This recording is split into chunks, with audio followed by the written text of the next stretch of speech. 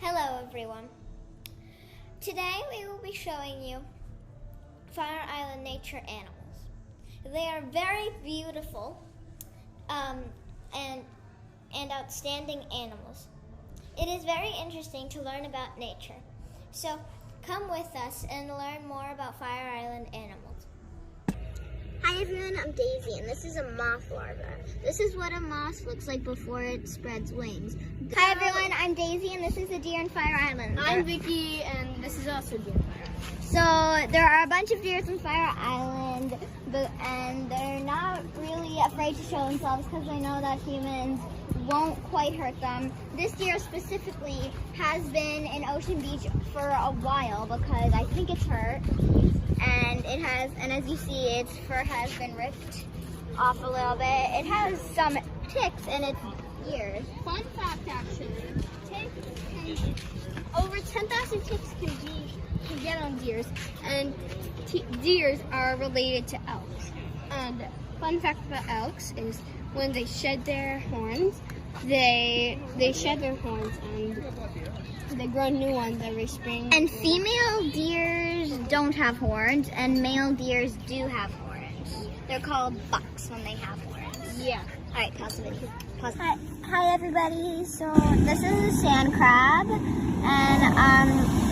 and we were going to use a crab with pinchers, but sand crabs don't have pinchers, and we couldn't find an actual crab with a pincher, but we found the sand crabs at the beach. They're very active. Right now, this one's not so active because it's scared of the light. But usually crabs who do have pinchers, if one of their claws get ripped off, they could always grow back. Sand crabs, they don't have pinchers, so that's why it's safe to hold them. Bye. Hello, everyone. So this here is a dogfish. And dogfishes are a type of shark.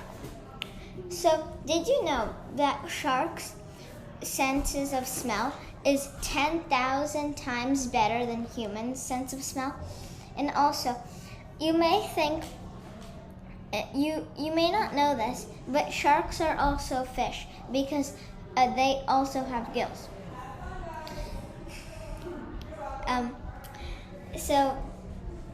And sharks do not have very good vision at all, but how they find food is they use their senses of smell instead of vision. And that's all about sharks. Bye. Hi everybody, so we're at the beach right now. And I don't know if you could hear me too well, and I don't know if you could see this, but all of that are fish. And there was a purple flag for a few days now. And see all those things jumping out of the water? That's all fish. So I think we're imagining that sharks are out there and the fish are near to the surface because they don't get eaten. And it's really cool because I've never seen this much fish in my life, especially jumping ones. So there must be like a big fish, like trying to eat them because they're so close. All right, bye everybody. Hi everyone, so right now we are walking to the beach and we saw this big pile of ants. And we just realized that the queen bee's actually just its job, and Queen ant, sorry. It's basically just like the queen bee, but an ant.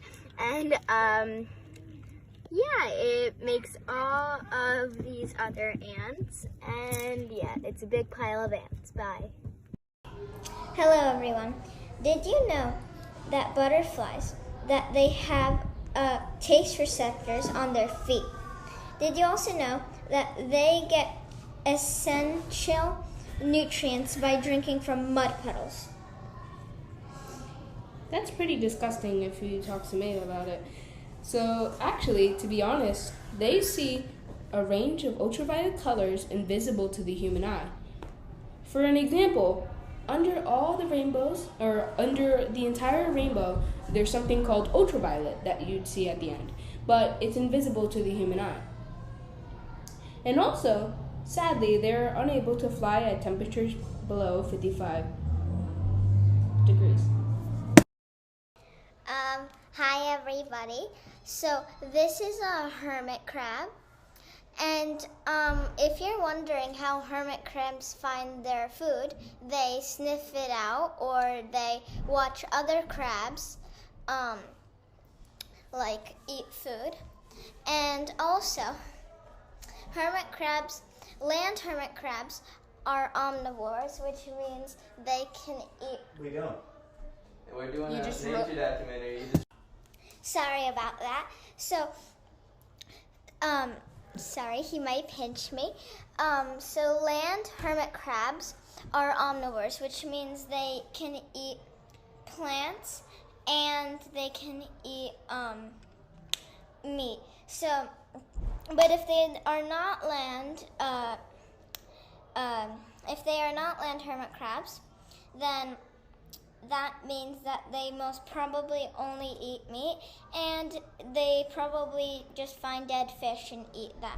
So I'm going to show you guys his claws. He may pinch me, so you guys have to be careful. But you can kind of see his claws right there. And yeah, that's all I have to say about hermit crab. This hermit crab, his name is Mr. Hampton, and yeah, bye. Hello, everybody. Unfortunately, we have to say goodbye to Mr. Hampton, but he will have a better life in the bay. So everyone, I'm gonna pour out this water. Say your last goodbyes to Mr. Hampton. Goodbye. We're going to miss you, Mr. Hampton. Bye. Hi everyone, I'm Daisy. And I'm Vicky. And today we're going to be talking about halo plants. So, fun fact about halo plants is that they're very spiky. And as you can see here, the berries, these are very poisonous. They look like olives. They do when they're not, but they're not ripe. They turn red when they're ripe. How come halo plants are spiky? They're spiky because they honestly kind of protect you, because they don't want you to get the berry because they know that it's going to be poisonous. So these are called halo plants because I think that back in the days they would poison people with their juice, so that way they would die if it was a bad person, let's say. And why is the halo tree standing on a bamboo stick? So this is the main stem, and usually halo trees are on this big tree. This is the halo tree, but the branches are just in between the bamboo stick. But this is the real main halo tree trunk. If you open this up, it'll be really... So these are wild blackberries. You can actually eat these when they're black, of course. And see that this one right here is starting to get a bit black, but they can pinch you, as you can see what happened to my finger. It's not that much blood though, and it won't kill you. It's okay. They have thorns because they want to protect the blackberries. I have these at my house. They are really good once you eat them, although this is actually a scary fact. Sometimes blackberries can get some like worms or maggots in them. That happened to me once, and I literally threw the blackberry on the ground. And I have one question. Yeah. How come these blackberries are green but these are red? Because it takes time for them to turn like black, and the forms that they turn into before they're black is green, then yellowish, as you can see on this one, kind of. Then it's red, and then it's really red. Like right here. And how come blackberries have thorns around them? Because they want to protect, I think, they want to protect the plants, or the berries, of course. So if you have them in your backyard, I suggest that you use gloves, so that way it won't prick you as much. Fun facts. Mm-hmm. Awesome. So this is moss. The green stuff is moss. As you can see here, is on a piece of wood. It's pretty dead, but the moss is pretty green. And moss is living, but when it's dried out, it is no longer living you. And if you go on hikes, your parents might point out moss, and you want to try your hardest not to step on it, or else it'll stunt its growth. Yeah. And also, moss can carry some diseases if you ever decide to eat it, which why would you do that though? But And also, if you see people carving their names in moss when you're an adult and you see them in action, you could always say stop because it's polluting the earth in a way by destroying our living creature moss. yeah. All right. Hello, everyone. These are little birds. Did you know that birds' skeletons are very light? So right here we have a baby deer with its mama. And Dee's just going to say a couple things about the deer. And as we could tell, it's the mother because it has mated with a buck to make the baby deers. You could tell that they're babies because they have spots when they're born and then they grow out of their spots. The male deer are called bucks. The male deer are called bucks, and the female deer mate with the male to make a baby. And deers could have how many ticks again? Over 10,000. Over 10,000 ticks on their ears. Although they can eat the ticks. But And as the deer are immune to Lyme's disease, they don't get it as horribly as we do. So there's a honeybee here, and as you can see, it's picking up pollen from his feet to give to each and every plant, and it's also getting some nectar for its queen to make jelly. And it's either a honeybee or a drone bee. It's probably a honeybee. As you can see, it's feeding off of the flowers. And these produce honey and royal jelly for the queen. The royal jelly is the only thing that the queen bee feasts on, and also bees help the world in many ways. They help plants grow, which produces oxygen in many ways, and they also help flowers bloom, and they also make honey for us and for themselves to feast on.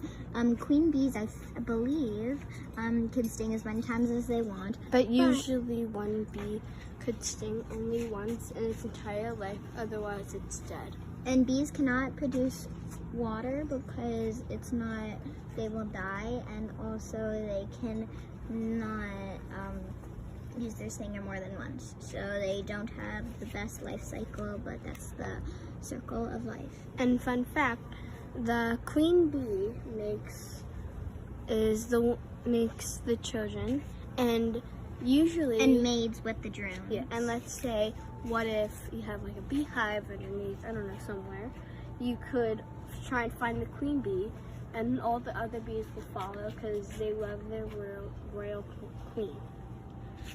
So this is a wild cat at Fire Island. We usually find these.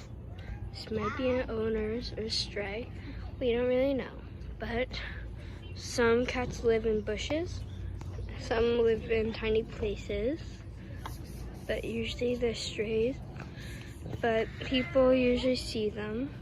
Sometimes they could be full of ticks. But they could always be really cute. So this is the sighting of pollution. It's really sad. But a lot of our oceans are filled with pollution, which is really sad.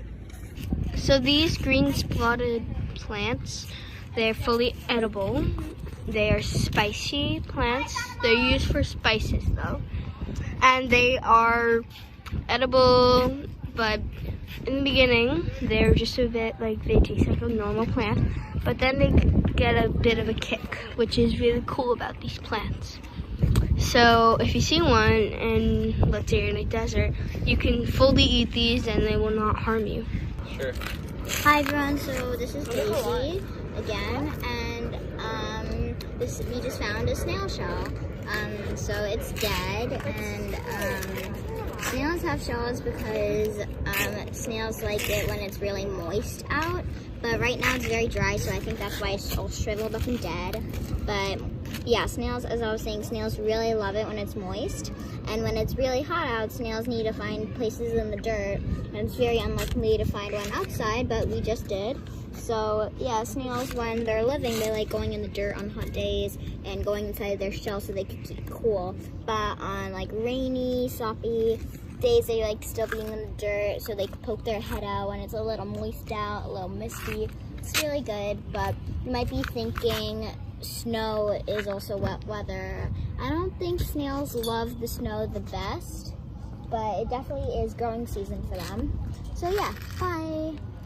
So this is Milo. He is a black pug, and he is tired. And he's so cute. The most amazing creature on Fire Island, the banana. We will be interviewing him now. Hi, my name's Daisy. Hi, my name's Charlene. And this is Banana. He said it's nice to meet you. So today we're going to be interviewing Banana here. How do you feel about that? He said he's excited. So I have a few questions. Is that okay? Yes. All right. So is Banana scared of anything? He said he's scared of everything. Wow, good to know. Like spiders? Snakes? Leaves? Okay, that explains it. So, where does Banana live? He said he lives in the trees. Wow, are bananas sweet?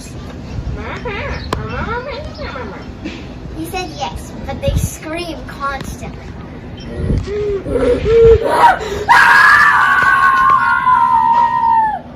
And that concludes our nature talk. We hope you had a wonderful time. Bye.